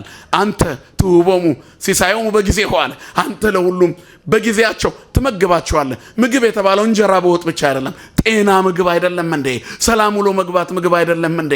የተረጋጋ ህይወት ምግብ አይደለም እንዴ? መልካም ትዳር ምግብ አይደለም እንዴ? ሰው ስለበላ ብቻ ደስ አይለውም፣ ስለጠጣ ብቻ አይረካም። ጸገብነን በረከተ ቤትከ ማለት የእግዚአብሔር ቃል ምግብነት መረጋጋትን፣ ሰላምን፣ የህሊና ሰላም፣ የልብ ጸጥታ፣ ፍጹም መረጋጋት በተስፋ የሞላ ይሆናል። እግዚአብሔር የማይተውን አምላክ ነው ከሚለው በላይ ተስፋ አለ። ህዝቡን አይጥልም። ክብርና ምስጋና ለስሙ ይሁን። ስለዚህ እግዚአብሔር ያስታውሳል። መጽሐፈ ሳሙኤል 2 ምዕራፍ 4 ላይ ሽባ ሆኖ ወደቀ ይለዋል ሜምፊቦስቴን። ከዛ አንባቢ እስከ ምዕራፍ 8 ድረስ ቢደርስ ሜምፊቦስቴ የለም። ስለዚህ ይረሳዋል። እግዚአብሔር ግን አልረሳውም። በሎዶባር በረሃ ውስጥ ሽባ ሆኖ የንጉሥ ልጅ የነበረው ሰው የሚበላው አጥቶ አንድ ድሃ ቤት ተጠልሎ ይኖር ነበረ። አንድ ቀን ዳዊት ንግስናው ሲረጋጋ ሲባ የሚባል የቤቱ የሳኦል ቤት አሽከር የነበረ እባክህ ጥሩት እስቲ ከሳኦል ቤት ይሰራ የነበረ ሰው ፈልጉ አለ ዳዊት። እንደው ስለ ዮናታን ብዬ ስለ ጓደኛዬ ብዬ አንድ ከሳኦል ቤት ቸርነት ማደርግለት በሕይወት የተረፈ የለም አለ። ጦርነቱ ሲረጋጋ ሎዶባር በረሃ የወደቀ ሽባ የሆነ መንገድ ላይ የተሰበረ የንጉሴ ልጅ የነበረ የዮናታን ልጅ አለ። ዳዊት ልቡ ተነካ። የወንድሜ የዮናታን ልጅ አለ፣ ፈጥና አምጣው አለው። ሲመጣ ሜምፊቦስቴ ደንግጦ ነበር። በሽባነቴ በረሃ ውስጥ እንኳን በወድቅ ከንጉሱ አላመለጥኩም፣ ንጉሱ የሳውል ጠላት ነዋ፣ ስለዚህ ይገድለኛል አለ። የ5 ዓመት ሕፃን ልጅ ሆኖ የተሰበረ ሰው ትልቅ ከሆነ በኋላ ፍርፋሪ እየበላ ወድቆ ከመቃብር ቤት በታች የሚኖረውን ሰው ትፈለጋለህ ሲባል ሊጨርሰው ነው የመሰለው። ከዚያ አይዞህ አለው ዳዊት። እግዚአብሔር አይዟችሁ ይበለን ሁላችንንም። አይዞህ እኔ የፈለግኩህ ለዮናታን ቸርነት ላደርግ ነው። ከዛሬ ጀምሮ ከኔ ጋራ በገበታዬ ትቆርሳለህ፣ እንደ ድሮ እንደ ሕፃንነቴ የንጉሥ ማዕድ ትበላለህ። ታሪክህ እንደገና ይመለሳል። እግዚአብሔር የተዋህዶን ክብር ይመለሰልን፣ የቤተ ክርስቲያናችንን ሞገስ ይመለሰልን። የሚፈራ ካህን፣ የሚደመጥ አባት፣ የሚሰሙ ልጆች እግዚአብሔር በመቅደሱ ይሙላልን። እኛ የምንሰማ ልጆች ከሆንን በትክክል የሚናገሩ አባቶች ይሰጠናል። የተሰጡን ነገሮች ሁሉ በልካችን የተሰጡ ናቸው፣ እንደየጸጋችን እንደ ዕድላችን። መልካም ሰዎች ከሆንን እግዚአብሔር መልካሙን ከኛ ላይ አያርቅም። ይህም የሆነው እግዚአብሔር ለሕዝቡ ያለውን ፍቅር እነሱ ያላቸውን ልጅነት ሲገልጡ ነው። በማይተቡ የሚኖር ሰው ወድቆ አይወድቅም። ጻድቅ እሰ ዘይትገደፍ ኢርኢኩ ወዘርኡን ኢይጼነሰክለ። ጻድቅ ሲራብ ዘሩም አጥቶ እህል ሲለምን አይቼ አላውቅም ይላል መጽሐፍ። የተጣለ ጻድቅ አላየውም፣ ዘሩ እንኳ አይወድቅም። የተክለ ሃይማኖት ዘሮች፣ የገብረ መንፈስ ቅዱስ ዘሮች፣ አዛዜ መባረክት የሚባሉ ጻድቁ አባት በረከታቸው ይደርብን፣ አማላጅነታቸው ይድረሰን። የእሳቸው ልጆች ነን። አሁን ግን እኛ በምን አይነት ቁመና ነው ያለነው? የአባቶቻችን ልጆች ሆነን ከቆየን ሽባዎች ብንሆን፣ ደካሞች፣ አቅመቢስ ብንሆን፣ ደጅ ከጠናን በድካማችን ውስጥ እግዚአብሔር ሌላ ብርታት ይሰጠናል። ምንም ይሁን ምንም የንጉሥ ልጅ ነበርና ባለበት ቦታ ላይ በአቱን ዘግቶ ሳይማረር በተሰጠው ሕይወት ይኖር ነበርና ከሎዶባር አስመጣው እግዚአብሔር። አሁን ከሎዶባር የምንወጣበት ጊዜ አለ። እግዚአብሔርን ካላጉረመረምንበት፣ ካልተነጫነጭንበት፣ አምላኬ ሆይ በሰጠኝ ባርከኝ ካልነው አንዳንዴ ትዳራችን ሎዶባር ሆኖብን ይሆናል። ሰላምን ለመስጠት እግዚአብሔር ከዚያ ከሎዶባር ሕይወት ውስጥ ቤተሰቦቻችንን ያወጣዋል። ሲያነጫንጨን የነበረውን ጋኔን ከኛ ላይ ያርቃል። ሊፈርስ ያዘመመውን ጎጆ እንደገና ይሰራል። እግዚአብሔር የተቆረጠውን ይቀጥላል ይላል መጽሐፍ። ሰዎች አንድን ሁለት ሁለትን አራት ያደርጋሉ። ባዶን ሙሉ የሚያደርግ አባት አይደል ያለን? ለምን ያስደነግጠናል? ምን ያፈራሃክሙ አንትሙ ሕጹፃን ሃይማኖት፣ እናንተ ሃይማኖት የጎደላችሁ ምን ያስፈራችኋል? እኔ ያለው ከእናንተ ጋር ነው። ምንም ይሁን ምንም እግዚአብሔር ከኛ ጋር ካለ ምን ይጎርልብናል? ምንም ባይኖራችሁ እግዚአብሔር ካላችሁ ሙሉ ናችሁ። እኔ ግን በእግዚአብሔር ደስ ይለኛል አለ ነብዩ። በለስ ባታፈራ፣ ከወይን አረግ ፍሬ ባይገኝ፣ የወይራ ስራ ቢጎድል፣ እርሻዎች መብልን ባይሰጡ፣ ላሞች ጋጥ ውስጥ ባይገኙ፣ በጎች በረት ውስጥ ባይገኙ፣ እኔ ግን በማን ደስ ይለኛል? በእግዚአብሔር። በመድኃኒቴ አምላክ ሐሴት አደርጋለሁ። ህመምተኛ ብሆን፣ ጤና ቢነሳኝ፣ በመጥፎ ዜና በድንጋጤ የምመላለስ ብሆን፣ ጭንቀት የሚያስጨንቀኝ የሚያስቸግረኝ ሰው ብሆን፣ የሞት ስጋት ቢያሯሩጠኝ፣ በየቀኑ የሚደርሰው መከራ ቢበዛ ደስ ይለናል። ቤተክርስቲያን እኔ በእግዚአብሔር ደስ ይለኛል ትላለች። ቅዳሴዋን አቋርጣ አታውቅም። ዝማሬዋን አቋርጣ አታውቅም። መስዋዕቷን አቋርጣ አታውቅም። እስከ መጨረሻው ደቂቃ ድረስ ከእግዚአብሔር ጋር ነች። እግዚአብሔርን በመጨረሻ ያስነሳታል። ቤተክርስቲያን ማለት እኔና እናንተ ነን። በየትኛውም የመከራ ህይወት ውስጥ ምስጋና እንዳናቋርጥ፣ ዝማሬ እንዳናቋርጥ፣ ይሄ ችግር ደረሰብኝ ብለን እንዳናቋርጥ፣ የትኛውም መከራ ቢኖር እናመስግነው። እግዚአብሔር ያነጋልናል። ስሙ የተመሰገነ ይሁን። ጨለማ በእርሱ ዘንድ የማይጨልም አምላክ መከራ በሱ ዘንድ ምን አቅም አለውና የራሳችሁ ጸጉር ሳይቀር የተቆጠረ ነው። ከናንተ በላይ ለእናንተ አስባለሁ። ከሚቻላችሁ መጠን ይልቅ ትፈተኑ ዘንድ የማይወድ እግዚአብሔር የታመነ ነው። ከፈተናው ጋር ትታገሱም ዘንድ እንድትችሉ ከፈተናው ጋር መውጫ አለው። እግዚአብሔር መውጫ አለው። እግዚአብሔር መጥፎ ዕድል ሲያጋጥም ይላሉ አባቶች የሚችል ልብ አይነሳም። አያችሁ፣ መጥፎ ዕድል ቢገጥመንም ያስችላል። ላያስችል ምንድነው የሚባለው? አይሰጥም። አሁን እንድንችለው የተሰጠን መከራ የሚያስችለን ነው። ትከሻችን ይጠንክር፣ ምህላችን አይቋረጥ፣ ጸሎታችን ይበርታ፣ ታሪክ ይቀይራል እግዚአብሔር። ሜምፊቦስቴን ከሎዶባር ያወጣ እግዚአብሔር እኛስ ከሎዶባር ሕይወት አያወጣንም?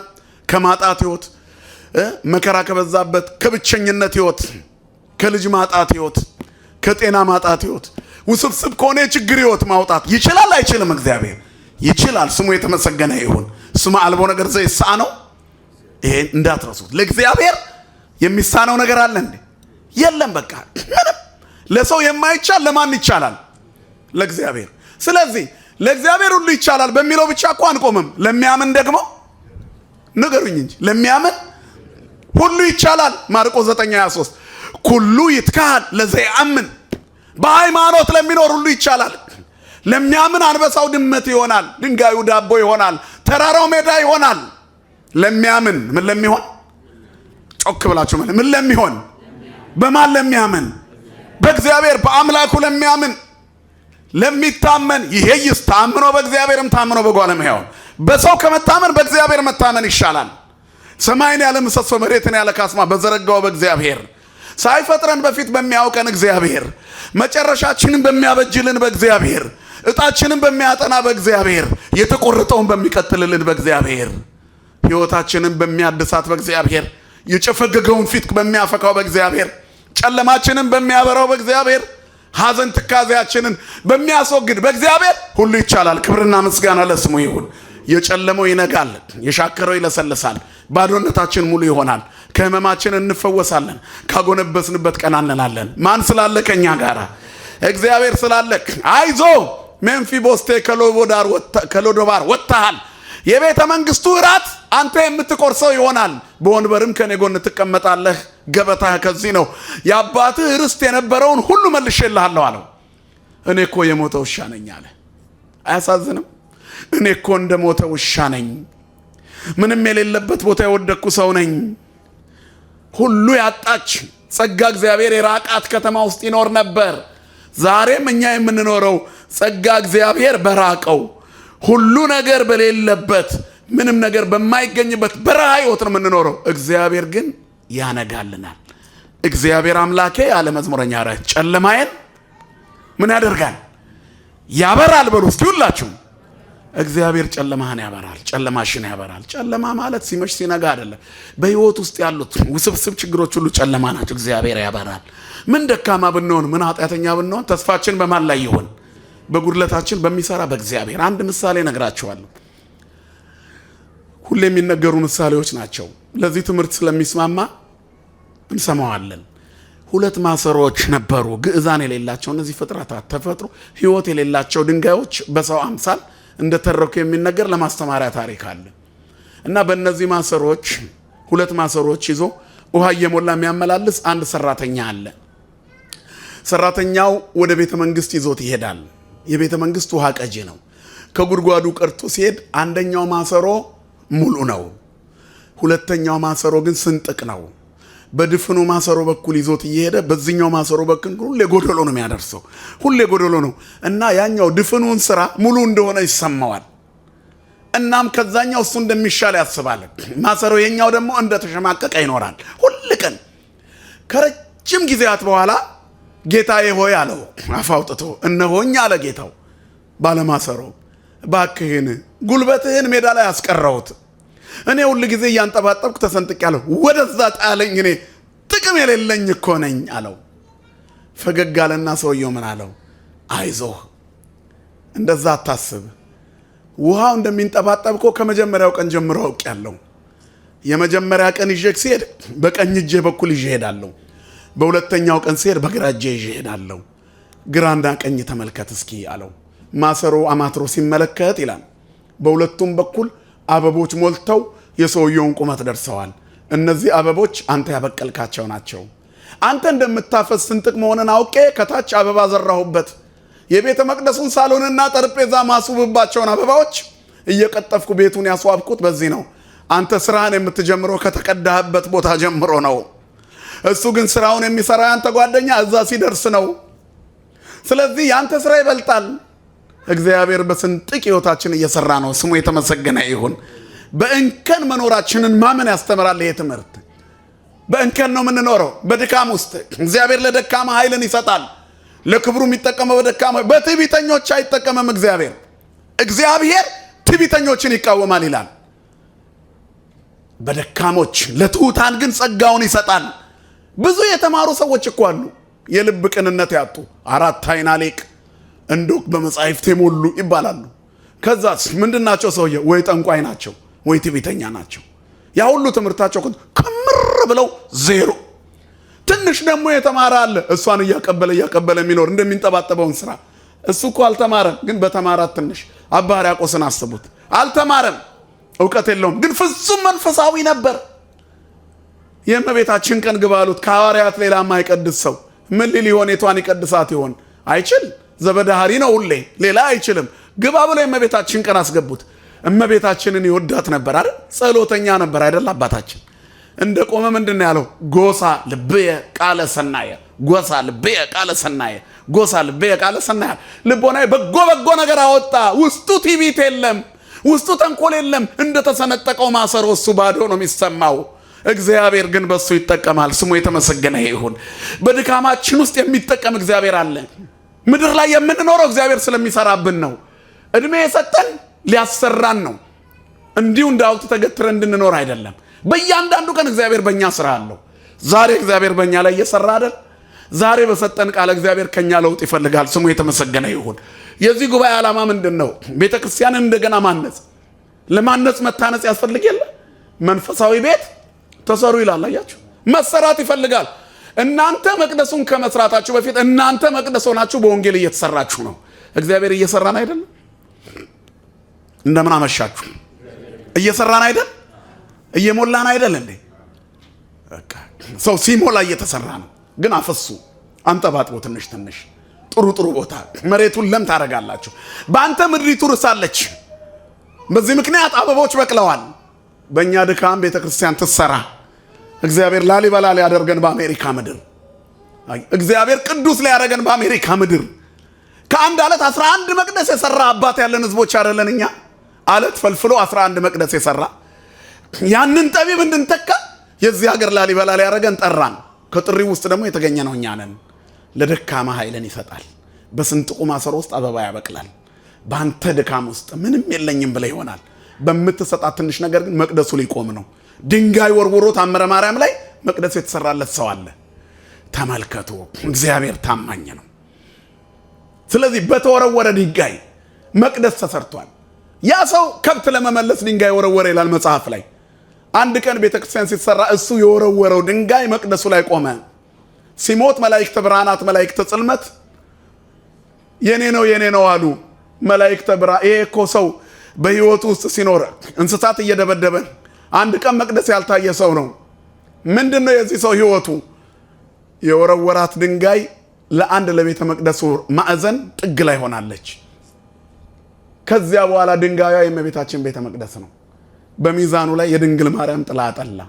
በአማላጅነቷ ምስክርነቷ ሰማይ ደረሰ። መላእክቱም አዩለት። የሱ ወዙ እዛ ላይ ስላረፈ ሳያውቅ በሰራው ይሄ ሰው ጸደቅ። ምን ማለት ነው ግን ይሄ ቋንቋ? እግዚአብሔር ሊያጸድቀን ከኛ ትንሽ እንደሚፈልግ ነው የሚያሳየው። በራሱ የሚጸድቅ ሰው የለም። ቸርነቱ ግን ከፍ ያደርገናል። ማን ይመስገን ወገኖቼ። በስንጥቁ ማሰሮ እግዚአብሔር ይሰራል። በድካማችን ውስጥ ይሰራል። ከነ ኃጢአቱ ደጅ የሚለምንን ሰው ይመስላል ስንጥቁ ማሰሮ። ከነ በደሉ ከነ ድካሙ ከእግዚአብሔር መቅደስ የማይለየውን ሰው ከቄሱ በላይ ነኝ የማይል ከጳጳሱ በላይ ነኝ የማይል ከቅዳሴው እቀድማለሁ የማይል እንደ አባ ሕርያቆስ ምስጢር የሚገለጥለት ሰተት ብሎ የተማረው እንደሚሸመድር ተማሪ ቀደሰ ይላል ቅዳሴ ማርያም ትርጓሜ። ሰተት ብሎ ወረደ። እንዴ ከየት አመጣው? ደገኞቹ አልበው ጻፉት፣ ትዕቢተኞቹ አፋቸውን ያዙ። ምን አይነት ሰው ከየት አምጥቶት አሉ። የናቁት ሰው ዛሬ ድረስ እኛ የምንጸድቅበትን ድርሰት ጻፈልን። ማን ይመስገን ወገናቼ። እግዚአብሔር በድካማችን ላይ ይሰራል። በስብራታችን ውስጥ እግዚአብሔር ሌሎችን ይጠግንበታል። መሬቷ ለሰለሰች በስንጥቁ ማሰሮ። ስለዚህ መሬት እንድትለሰልስ ነው እኛ ያለነው እዚህ። መሬት ማለት የሰው ሰውነት ነው። ስንት ጠንካራ ሰዎች አሉ። ወንጀል የበዛበት ዓለም ላይ ነው የምንኖረው። እኛ ስናልፍ ግን በወዛችን የተሰራው መቅደስ ዛሬ የምናዋጣው ገንዘብ በሰማይ መዝገብ አለ ተመዝግቧል። ዝግቡ ለክሙ መዝገበ ዘበ ሰማያት ሀበጻጼ ያማስነው ይረክቦ ሰራቂ። እንዴት ደስ ይላል እናንተ። መዝገብን ለእናንተ አዘጋጁ በሰማይ ብል ነቀዝ የማያበላሸው ሌባ የማይሰርቀው መዝገብ እየሰራችሁ ነው።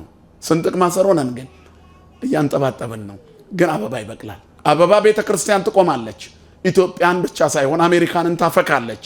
በዚህ የተወለዱ ልጆችን ታለመልማለች። መነኮሳትና ጳጳሳት ከአሜሪካ ምድር ይወጣሉ። እግዚአብሔር ቤትም ቦታ ይሰራል። አይሰራም ወገኖች? በቃ ሎዶባር ላይ እጁ የተሰበረውን እግሩ የተሰበረውን ሜምፊቦስቴ ያስታወሰ እግዚአብሔር፣ ገበታውን የሞላለት እግዚአብሔር ሎዶባር በሆነች ኃጢአት ዘመናዊነት ሆኖ በሚታይባት ምድር ላይ ቅዳሴ እየተቀደሰ አይደል? ማለት እየተቆመ አይደል? መነኮሳት ካህናት አባቶቻችንን እያየን አይደል? መስቀል ያለ ቁጠባ እየተሳለምን አይደል? ዕጣን እያጨስን አይደል? ቅዳሴ አሜን እያልን አይደል? ስጋው ደግሞ እየተቀበልን አይደል? ልጆቻችን እየተማሩ አይደል? ማን ይመስገን ወገኖች። ታዲያ ጥሎናል እንደ እግዚአብሔር? ንገሩኝ፣ ጥሎናል ወይ እግዚአብሔር? አልጣለንም፣ ነገም አይጥለንም። መድኃኔዓለም ከሁላችን ጋር ይሁን። ስለዚህ እያፈሰሰም ማሰሮን አልጣለውም። ከነ ኃጢአትን የገባው ቅድስና በማይለይበት መቅደስ፣ ከነ ድካምሽ ነው የገባሽው ቅድስና በማይለየው መቅደስ። ከነ ድካሜ ነው መሰብከው ቅድስና በማይለየው መቅደስ። ርኩሰቴን ሳይሆን ድካሜ ውስጥ እግዚአብሔር ኃይል አለው። ለደካማ ኃይልን ይሰጣል፣ እግዚአብሔር ያጎናጽፋል። የሚያስደንቀው ጥቅስ እግዚአብሔር ልባቸው ለተሰበረ ቅርብ ነው፣ በደካማ ጎኑ ተጠቅሞ ውበት ያፈስበታል። ካለንበት ሁኔታ ጀርባ ትልቅ ክብርና ጸጋ አለ። እግዚአብሔር ለሁላችን ቅርብ ነው። በየትኛውም የኑሮ አጋጣሚ በየትኛውም የህይወት ውስጥ የምስጋና ሰዎች ከሆነን ቅሩብ እግዚአብሔር ለየዋሃነ ልብ ወያድኅኖሙ ለትሑታነ መንፈስ። አስደናቂው ጥቅስ ነው። እግዚአብሔር መንፈሳቸው ለተሰበረ ትሑታን ለሆኑት መድኃኒታቸው ነው። ልባቸው ለተሰበረ ቅርብ ነው፣ ቸር ነው። በመዳፉ ተቀርጸናል። አይጥለንም፣ አይተወንም፣ አይረሳንም። እንደ ዮሴፍ ብንጣል በእስር ቤት ብንወረወር እግዚአብሔር ከኛ ጋር ይገባል። እንደ ዮናስ አሳ ሆድ ውስጥ ብንገባ እግዚአብሔር ከኛ ጋር ነው። እነ ጴጥሮስም በእስር ቤት ውስጥ ሰንሰለታቸው እስኪወልቅ አብሯቸው ነበረ። እነ ቅዱስ ጳውሎስ ሲዘምሩ የወይን ቤቱ መሰረት ተናውጧል። እግዚአብሔር ከሁላችን ጋር አለ፣ አይጥልም። ረስቶን አያወቅም። ረስቶን አይደለም፣ ሊያስተምረን ነው። የሚሆነው ሁሉ ለጥቅማችን ነው። በእግዚአብሔር ለተወደዱ እንደ ሐሳቡም ለሚኖሩ ነገር ሁሉ ለበጎ እንዲደረግ እናውቃለን። መታሰራችን፣ መገፋታችን፣ ፍትህ ማጣታችን፣ መራባችን፣ መጠማታችን፣ በእያንዳንዱ ችግር ውስጥ መውደቃችን፣ መታመማችን፣ ብስጭታችን ለበጎ ነው። ሰማዩን የምናስብ እንሆን። ዘበላይሉ ሀልዩ ሀባሃሎ ክርስቶስ። ምድር ላይ ባሉት መከራ ሰማዩን ተመልከቱ፣ ክርስቶስ ያለበት። አይኖቻችንን ያብራልን። አበነ እግዚኦ አይንተ አእምሮ ወትረኪያ ከይርአያ። በማግኘትም በማጣትም በመራብም በመጠማትም በመጥገብም በመክሳትም በመጥቆርም በእያንዳንዱ የህይወት ገጠመኝ አቤቱ የእውቀት አይኖች ስጠን። በየትኛውም ገጠመኝ አቤቱ የእውቀት አይኖች ስጠን። በሐዘንና በደስታ የእውቀት አይኖች ስጠን። በመልበስና በመራቆት የእውቀት አይኖች ስጠን።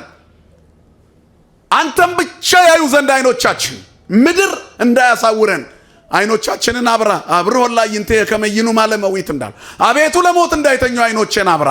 ሀበነ እግዚኦ አይንተ አእምሮ ወትረኪያ ከይርአያ። አቤቱ የእውቀት አይኖች ስጠን፣ አንተም ብቻ ዘወትር ያዩ ዘንድ። ወአይዛኒ ነሂ ቃለ ዘባህቲትከ ይስማ። ጆሮቻችንም ያንተን ቃል ብቻ ይሰሙ ዘንድ እግዚአብሔር አይኖቻችንን ያብራልን፣ በቅድስና ያቁመን። እግዚአብሔር ህዝቡን ነገሩን ጮክ። እግዚአብሔር ህዝቡን አይጥልም። እግዚአብሔር አይጥልም። እስራኤልን አይጥልም። ተዋህዶን አይጥልም። ገብረ ማርያምን ወለተ ማርያምን አይጥልም። አንቺን አይጥልም፣ አይረሳም። አንተን አይጥልም፣ አይረሳም። እናት አባቶቻችን ሊረሱን ይችላሉ፣ እሱ ግን አይረሳም። አስታዋሹ እግዚአብሔርን እየተማጸነው እንድንኖር በተዋህዶ ሃይማኖታችን ያጽናል። ሀገራችን ሰማይን እናታችን ድንግል ማርያምን የምንናፍቅ እኛ ኦርቶዶክሳውያን ክርስቲያኖች እዚህ እንደተሰበሰብን በሰማያዊት ኢየሩሳሌም ተሰብስበን ለመዘመር ያብቃን። ይቆየነው። ስብሐት ለእግዚአብሔር። እግዚአብሔር ማንም የለም፣ ማንም የለም እንደ ፈጣሪ፣ ማንም የለም እንደ አማኑኤል፣ ማንም የለም፣ ማንም የለም። ግሩም ድንቅነ ጌታዬ፣ ግሩም ድንቅነ፣ ግሩም ድንቅነ አምላኬ፣ ግሩም ድንቅነ። የተጣለውን ከምድር ከፍ ታደርጋለ፣ የተረሳውን በፍቅር ታነሳዋለ። ያዘነውን ሰው ያጽናናል ፍቅር እየዘራ፣ ያነሳለታል ግዙፉን የጭንቅ ተራራ። ደግሞ አይኖርም በቤቱ የእስር ቀንበር፣ እርሱን ተማምኖ የቆመ ከመቅደሱ ስር። እንደ አምላካችን ማንም የለም፣ እንደ እግዚአብሔር ማንም የለም፣ ማንም የለም። እንደ ፈጣሪ ማንም የለም፣ እንደ አማኑኤል ማንም የለም፣ ማንም የለም። ግሩም ድንቅነ አምላኬ፣ ግሩም ድንቅነ፣ ግሩም ድንቅነ ጌታዬ፣ ግሩም ድንቅነ። የተጣለውን ከምድር ከፍ ታደርጋለ፣ የተረሳውን አምላኬ ታስታውሳለ።